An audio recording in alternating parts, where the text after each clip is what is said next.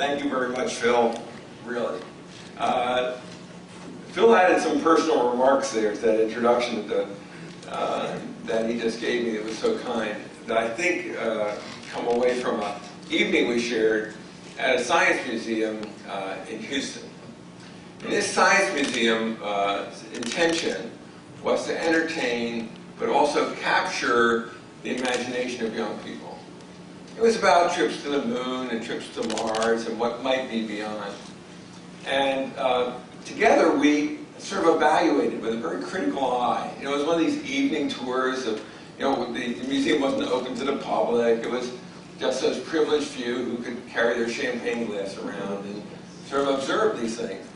And when you look at the artifacts of education, you know, out of the experience of education, when you stand back and you sort of look at a syllabus without being in the classroom, when you look at a display or a model without seeing it being used or demonstrated, it's pretty easy to be critical. And we had a pretty good time being critical that evening. But you know, by the end of the evening, and we were together for a while and we wandered away separately, and we came back together sort of after about a half hour of solo wandering. And we were both pretty awed. Because when we got away from the sort of adult, third-party, distance observation and got into the child within ourselves, we were able to really confront this human ingenuity and invention that we were experiencing, even at third hand. We enjoyed the second half more than the first half. I think that's the way it is. That's the opportunity we have with our students. You know, you can teach things from a textbook, and we all do that. And you can teach things from experience, and we all do that as well. And I know which we enjoy more.